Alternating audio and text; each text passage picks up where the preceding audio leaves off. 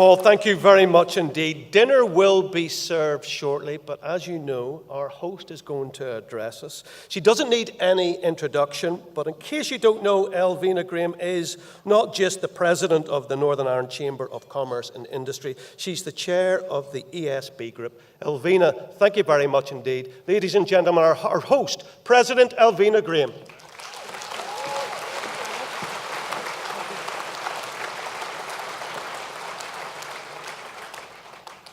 To say no pressure is what comes to mind here, but anyway. Good evening, everyone, and may I say what a great pleasure it is to welcome you all yet again to the President's Banquet. But first, let me thank our wonderful sponsors for their support in putting this exciting evening together. I also want to thank our Chief Executive, Anne McGregor, and the Northern Ireland Chamber team. As has already been said, it's an important date in the Northern Ireland business calendar. And I know what a tremendous amount of hard work goes into making it such a success. And I have to say, they truly are the A team. We have a terrific night ahead and one that I'm looking forward to. But now getting down to business, did anybody watch The Bodyguard? Yep. Any fans of Line of Duty here? That's good, because I've been wanting to say this all night. As Ted Hastings, Superintendent Ted Hastings might say, now we're sucking diesel. So. Yeah. I'm delighted our special guest this evening is Jed Mercurio, the man responsible for creating these powerful and exciting dramas. Dramas which are showcasing the talent and natural resources of Northern Ireland. And for that, I want to thank him and World Productions, the company responsible, and of course, BBC Northern Ireland. So Jed, it's great to have you with us, and we look forward to hearing from you later. I have to say, putting together a speech for an occasion like this isn't quite as straightforward as it used to be. Events seem to be changing pretty rapidly before our eyes. And I am talking about Brexit. After a long period of negotiation, we now have a draft withdrawal agreement, which is undoubtedly a welcome step forward for the majority of businesses in Northern Ireland, who see it as much better than a no-deal scenario. And we have received a bit of stick in some quarters for saying that. But I want to say to our critics, we're not your opposition. Indeed, we're not the enemy. We want the outcome that's best for businesses, for consumers, for the economy, and for the future stability of Northern Ireland. And we'll do everything we can to ensure that we get it.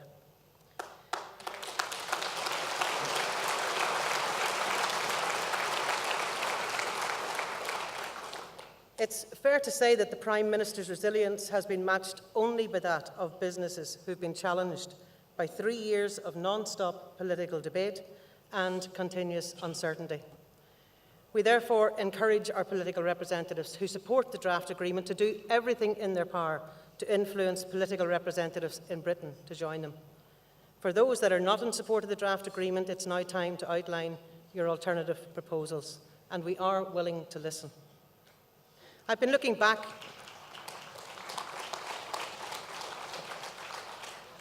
It's good to get that out of the way, I have to say. I've been looking back over our quarterly economic surveys since I became president.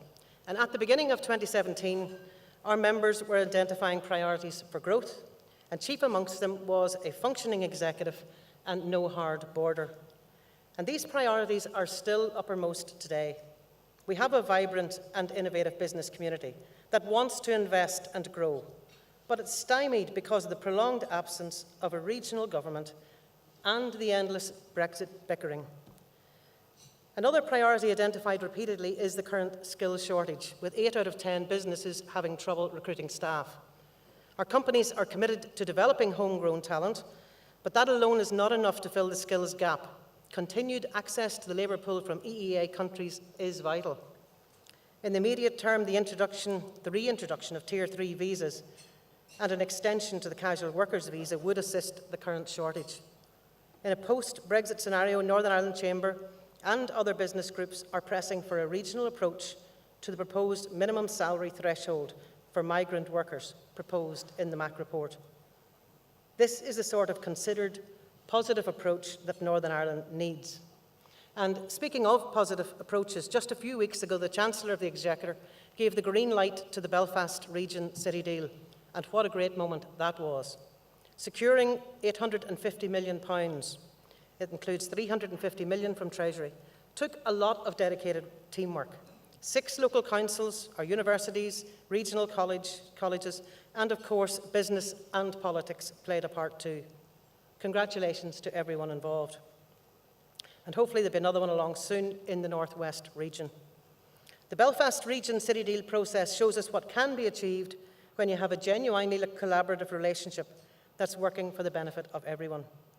But this deal isn't the end, it's a beginning, and we must somehow unlock the mechanism for additional funding that is so badly needed in so many ways. But last week, the Belfast Telegraph provided a list of all the things that are being held up by the lack of an executive. A pile-up of more than 160 decisions affecting all aspects of Northern Ireland life, all needing the signature of a minister. And the broad-ranging decisions such as the much-needed Belfast Transport Hub, investment projects in the harbour area, including Grade A office space for inward investors, a new power station, a new cruise ship terminal, the rollout of superfast broadband, the stadia, the children's hospital, and I could go on. Big decisions are needed, but who is going to take those decisions? Should that be left to our civil servants, or is that not the job of the executive? Tonight, we're celebrating the creative clash, a clash which sparks the collision of ideas, talent, and resources, and the development of great partnerships, resulting in the development of the Northern Ireland economy. Examples such as the terrific partnership between Belfast Harbour Commissioners and the Northern Ireland Screen to create the Harbour Studios, Queen's and Ulster University jointly developing integrated projects in the digital, creative industries and advanced manufacturing and health. Such great ideas need imaginative action if they're to become a reality. They need the support of people with vision who are prepared to step outside their comfort zones. And our film and television industry is something we can all be proud of. Productions like the Game of Thrones, Line of Duty, have set the standard.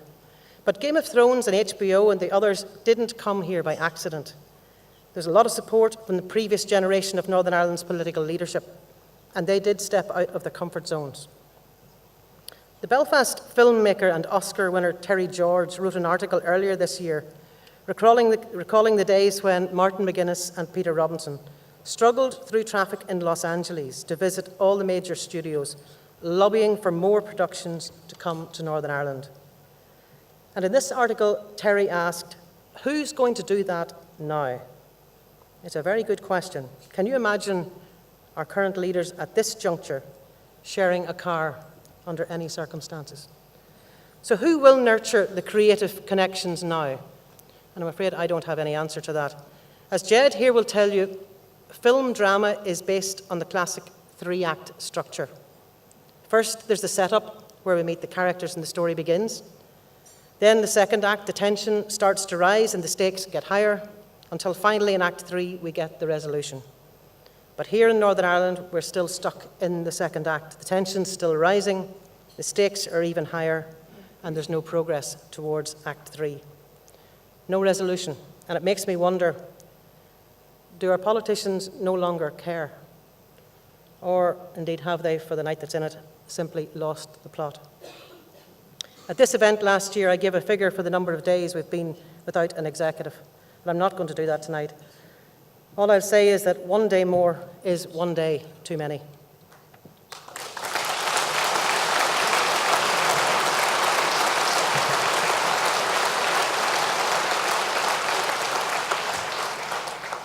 I make no apology for returning to this theme because this political inertia affects every one of us. It's having an increasingly negative impact on our prospects for growth and prosperity and on society at every level, in our schools, in our hospitals, and on our streets. Every action, or indeed non-action, has consequences. And the consequence of a lack of real political representation means we have no consolidated voice to speak for us at a time when we have never needed it more. Our future must not be neglected. It must be secured. So it's been an honour to be your president. I've been very privileged to work along with my chamber colleagues in engaging with those whose actions and influence are vital. And as you've heard, at the end of this year, I'll be handing the baton to John Healy of Allstate. I can't think of anybody better suited to take on the job. John, I can tell you you'll have an exciting year ahead of you, and I wish you all the very, very best. There are interesting times to come, no doubt. And just to finish, you may have noticed on the way in, this isn't the only event that's happening tonight in the waterfront. There's a show called 60s Gold. Actually, I met the guys in the lift earlier in the Hilton. Anyway, it's featuring the Fortunes, the Tremolos, and the Mersey Beats. They're legendary groups from that musical era, before my time, I should add. We're all too young. But I do know that one of the Mersey Beats hits was a song called Wishing and Hoping. So on that note, let me wish all of you the compliments of the season, and I hope that you enjoy the rest of the evening, and I hope that we see real progress in 2019. Thank you.